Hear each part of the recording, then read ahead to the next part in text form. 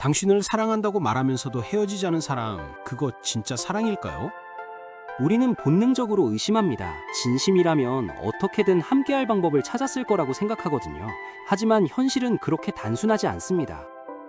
누군가를 떠나보내는 게 오히려 더 큰 사랑일 수 있다는 걸 우리는 인정하고 싶지 않을 뿐이죠. 이런 이야기들 한번 들어보시겠습니까? 사랑에 빠지면 우리는 모든 게 가능하다고 믿습니다. 거리도 상관없고 돈이 없어도 괜찮고 부모님이 반대해도 결국엔 설득할 수 있을 거라고 생각하죠. 이게 바로 낭만주의가 우리에게 심어준 환상입니다. 진정한 사랑은 모든 장애물을 뛰어넘는다는 믿음이거든요. 실제로 많은 사람들이 이런 생각을 갖고 있습니다. 2023년 한국 리서치 조사에 따르면 20대의 67%가 진짜 사랑이라면 어떤 상황에서도 함께할 수 있다고 답했거든요. 그런데 여기서 질문 하나 던져볼게요. 사랑이 정말로 모든 걸 이길 수 있다면 왜 이렇게 많은 커플들이 서로를 사랑하면서도 헤어지는 걸까요? 통계청 자료를 보면 2024년 기준 한국의 이혼 건수 중 약 40%가 성격 차이를 이유로 들었습니다. 성격 차이라는 건 결국 삶의 방식, 가치관, 미래에 대한 계획이 다르다는 뜻이거든요. 사랑만으로는 이 간격을 메울 수 없었다는 겁니다. 영국의 작가 로렌스는 이렇게 말했습니다. 사랑에 빠진 남자는 여자를 위해 평생 공원 벤치에서 잘 수 있다고요. 낭만적으로 들리죠? 하지만 현실에서 공원 벤치에서 자는 삶이 과연 두 사람 모두에게 행복일까요? 당신이 사랑하는 사람이 당신 때문에 공원 벤치에서 잔다면 그게 정말 사랑일까요? 아니면 그냥 집착이고 이기심인 걸까요? 실제 사례를 하나 들어볼게요. 서울에 사는 30대 여성 A씨는 2년간 사귄 남자친구와 헤어졌습니다. 이유는 간단했어요. 남자친구는 프리랜서 사진작가로 불안정한 수입에도 자신의 예술을 포기할 수 없었고 A씨는 안정적인 직장과 규칙적인 생활을 중요하게 여기는 사람이었거든요. 둘 다 서로를 사랑했지만 함께 있을수록 서로에게 스트레스가 됐습니다. A씨는 남자친구의 불규칙한 생활 패턴 때문에 불안했고 남자친구는 A씨의 안정 추구가 자신을 옥죄는 것처럼 느껴졌죠. 결국 그들은 헤어지기로 했습니다. 남자친구가 먼저 말을 꺼냈어요. 너를 사랑하지만 우리가 함께 있으면 둘 다 불행해질 것 같아. A씨는 처음엔 배신감을 느꼈습니다. 사랑한다면서 왜 포기하냐고 울면서 따졌거든요. 하지만 시간이 지나고 나서 A씨는 깨달았습니다. 그가 자신을 떠나보낸 건 사랑이 없어서가 아니라 오히려 진짜 사랑했기 때문이라는 걸요. 한국 사회는 특히 이런 현실적 장애물들이 많습니다. 서울대 사회학과 연구팀이 2024년 발표한 논문을 보면 한국 커플들이 관계를 지속하는 데 있어 가장 큰 장애물로 꼽은 게 경제적 불안정과 가족의 반대였거든요. 사랑만으로는 아파트 전세금을 마련할 수 없고 부모님의 완강한 반대를 설득할 수도 없습니다.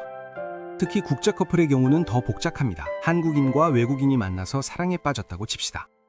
한 사람은 서울에서 커리어를 쌓고 있고 다른 한 사람은 뉴욕에서 꿈을 키우고 있어요.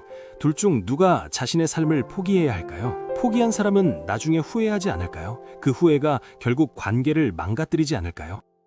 사랑은 감정이지만 관계는 현실입니다. 감정만으로는 현실의 문제를 해결할 수 없어요. 우리가 사랑한다고 해서 상대방의 정신질환이 사라지는 건 아니거든요. 우울증을 앓는 파트너를 사랑한다고 해서 그 우울증이 치료되는 게 아니죠. 오히려 잘못된 방식으로 사랑하면 상황이 더 악화될 수 있습니다. 2023년 한 온라인 커뮤니티에서 화제가 된 글이 있었습니다. 조울증을 앓는 남자친구와 5년을 사귄 여성의 이야기였는데요. 그녀는 남자친구를 끝까지 지키고 싶었지만 결국 헤어졌습니다. 이유는 자신도 우울증에 걸렸기 때문이에요. 그녀는 이렇게 썼습니다. 그를 사랑했지만 우리가 함께 있으면 둘 다 무너질 것 같았어요. 내가 그를 떠난 건 포기가 아니라 우리 둘 다를 살리기 위한 선택이었습니다.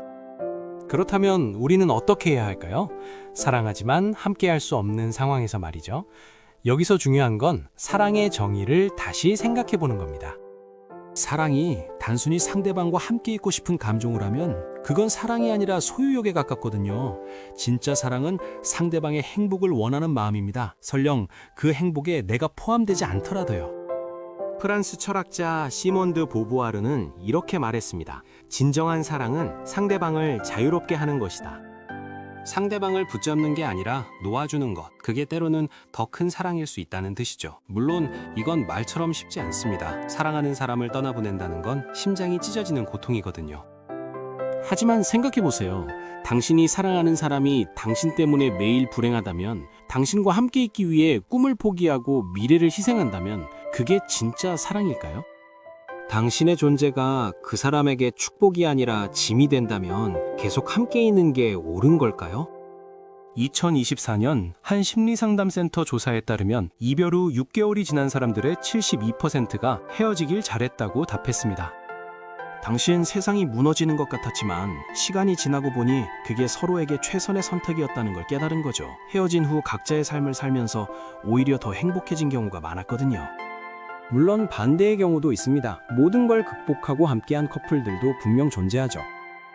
장거리 연애를 7년 동안 이어가다가 결국 결혼한 커플, 부모님의 극심한 반대를 뚫고 결혼해서 지금은 행복하게 사는 커플들 말입니다. 이런 사례들을 보면 역시 진짜 사랑은 모든 걸 이긴다고 생각할 수 있어요. 하지만 여기서 중요한 건 그들이 성공할 수 있었던 이유가 단순히 사랑만은 아니었다는 겁니다. 구체적인 계획이 있었고, 현실적인 타협이 있었고, 서로에 대한 존중과 이해가 있었거든요. 감정만으로 버틴 게 아니라 현실적인 해결책을 함께 찾아낸 거죠. 결국 핵심은 이겁니다. 사랑한다고 해서 무조건 함께해야 하는 건 아니라는 거예요. 때로는 사랑하기 때문에 떠나야 할 때도 있다는 겁니다. 상대방의 시간을 낭비하지 않기 위해, 상대방이 더 나은 미래를 찾을 수 있게 하기 위해서요.